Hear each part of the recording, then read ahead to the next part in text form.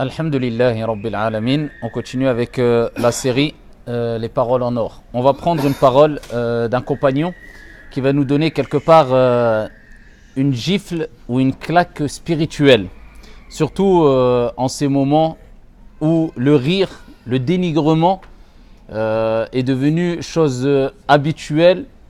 Je parle pas de n'importe quel rire, hein. Je parle du rire accompagné de dénigrement. Est devenu chose naturelle chez beaucoup d'entre nous malheureusement, et on ne se rend pas compte des dégâts que peuvent causer ces rires accompagnés de dénigrement. Abdullah ibn Mas'ud radiyallahu anhu warda faisait partie des plus grands compagnons du prophète alayhi salatu wassalam, et ce fut un des plus grands savants, et ce fut un des compagnons qui condamnait le plus les dénigrements, le fait de rire sur les autres personnes, et lui-même on a ri sur lui un jour, comme il est relaté dans le hadith rapporté par l'imam Ahmad rahmatullahi alayhi bi sanadin sahih. Un jour, Abdullah ibn Mas'ud, qui était une personne très fine, maigre, eh bien, il a grimpé un arbre pour prendre des bâtons d'arak. Vous connaissez les bâtons d'arak, siwak.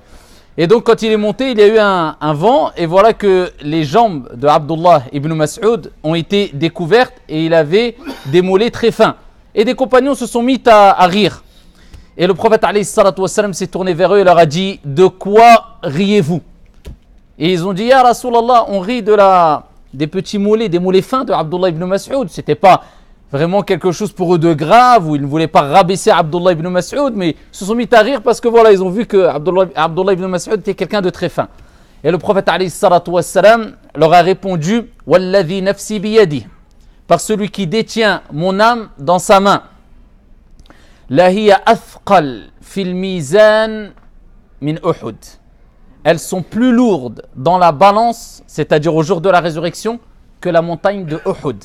Et on a tous vu la montagne de Uhud, c'est-à-dire en valeur, elles valent plus, elles sont plus lourdes auprès d'Allah tabaraka wa ta'ala que Jabal Uhud, la montagne de Uhud. Et Abdullah ibn Mas'ud radiyallahu anhu warda nous a donné une leçon. Lorsqu'il dit: Law sakhirtu min kalb, khashitu an akuna kalban. Il dit, radiyallahu anhu warda, si je m'étais mis à rire, ou si je riais d'un chien, je crains que par la cause de ce rire, ce dénigrement vis-à-vis d'un chien, je devienne moi-même un chien. Et il n'y a rien d'étonnant dans ces paroles, dans cette image. Car ici, quand on reprend la parole des pieux prédécesseurs, ils allaient tous dans ce sens-là.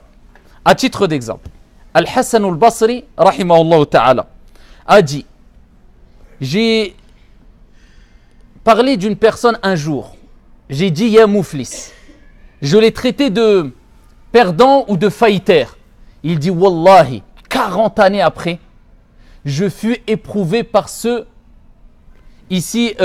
par la même chose, c'est-à-dire la faillite.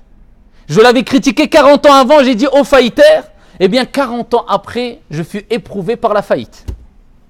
Et ainsi étaient les pieux prédécesseurs, ainsi étaient les compagnons. Ils craignaient être éprouvés de la même manière que ceux qui étaient critiqués. C'est pour ça qu'ils s'abstenaient de critiquer et de rire sur les gens. Donc, si tu ris sur les gens, il y a de fortes chances que tu sois éprouvé par la même chose que eux font et qui te fait rire. Si tu dénigres les gens, tu feras sûrement la même chose. Si tu ris les gens, tu feras sûrement la même chose. Si tu critiques les gens, tu feras sûrement la même chose. Et on sait tous et toutes aujourd'hui que le rire, hein, surtout avec le net, c'est devenu quelque chose de coutume et de banal. Et certes, il y a des choses qui font rire quelquefois, et des gens qui exagèrent dans leur comportement, dans leurs faits, dans les gestes, ils ne veulent pas se repentir. Quelquefois, ils parlent au nom de l'islam. C'est catastrophique. Des personnages aussi, publics. Et les musulmans tombent dans le panneau en ne cessant de mettre des posts, des photos, en riant sur ces personnes-là. Mais est-ce que tu t'es dit une fois que peut-être tu seras éprouvé par la même chose? Si on récupère et on prend les textes coraniques, prophétiques, les paroles des plus prédécesseurs, on se rendra compte que même si la personne elle fait des choses catastrophiques, tout le monde rit d'eux sur le net. Je ne citerai pas de nom, mais tu t'es pas dit que peut-être tu seras éprouvé et sûrement éprouvé par la même chose? Et c'est pour ça que Ibn al-Qayyim rahmatullahi alayhi, à titre d'exemple, disait: Men dahik, celui qui rit, qui prend raillerie. Les gens ou certaines personnes, dahika min, on rira de lui. Comme tu fais, on te fera. Kama tadinu tudan.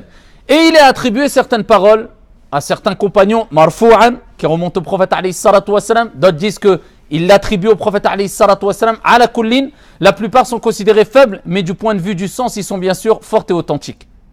Cette parole qui est, certains l'attribuent au prophète alayhi salatu wassalam, qui est la suivante: celui qui dénigre un défaut de son frère ou qui rit sur son frère, Allah ne le fera pas mourir avant qu'il commette le même défaut. Allah ne le fera pas mourir avant que lui-même commette le même défaut. Et combien de choses peut-être on a été amené à critiquer ou à dénigrer dans notre vie, 1 an, 6 mois, 2 ans, 10 ans après, si tu remets la cassette en arrière, tu te rends compte que moi j'avais critiqué cette chose-là, moi j'avais pris en raillerie cette personne là-bas, même moi maintenant je la fais aujourd'hui. Alors peu importe, attention et préserve ta langue. Si tu ne veux pas être, et je ne parle même pas des conséquences graves auprès d'Allah Azza wa Jal au jour de la résurrection, je dis simplement le fait que toi-même ici-bas tu sois éprouvé par les mêmes choses. Regardez l'imam Malik rahmatullahi alayhi, qu'est-ce qu'il disait? Il disait Adraktu aqwaman, j'ai rencontré des gens, des peuples. À Médine, il parle de Médine. Hein. Il dit ils n'avaient aucun péché ou aucun défaut. Et il dit ils ont ici critiqué certaines personnes, mentionné les défauts des gens. Ils se sont retrouvés avec des défauts. Et j'ai rencontré d'autres personnes à Médine. Ils avaient plein de défauts. فَسَكَتُوا عَنْ عُيُوبِ النَّاسِ. Quant à eux, ils se sont tus quant aux défauts des gens. Et il dit, leurs défauts à eux ont été oubliés auprès des gens. Leurs propres défauts à eux, ils ont été oubliés auprès des gens. Pourquoi? Parce que eux qui avaient des défauts se taisaient quant aux défauts des autres. Ils disaient, j'ai déjà assez de défauts. Alors qui d'entre nous n'a pas de défauts? Si tu veux qu'on oublie tes défauts, tais-toi. Et il dit, quant au premier cas, c'était des gens qui n'avaient pas trop de défauts. C'est-à-dire, s'ils n'étaient pas connus pour avoir de grands défauts. Mais par contre, ils critiquaient les gens et ils mentionnaient les défauts des gens. Ils ont commis les mêmes défauts et on a mentionné leurs défauts. C'est pour ça qu'il est important de se taire quand tu vois le défaut, un défaut qui a été commis par un de tes... Encore faut-il que ça soit un défaut. Parce que certaines fois, on dit, tiens, c'est un défaut ou c'est un péché. Ce n'est pas un défaut ou ce n'est même pas un péché. Mais on se porte beaucoup trop juge aujourd'hui avant de juger sa propre personne. Et c'est pour ça que beaucoup de compagnons répétaient cette parole à Yohannas. Ishtaghilu bi uyubikum wa la tashtaghilu bi uyubil akharin. Et préoccupez-vous de vos propres défauts et ne vous préoccupez pas des défauts des gens.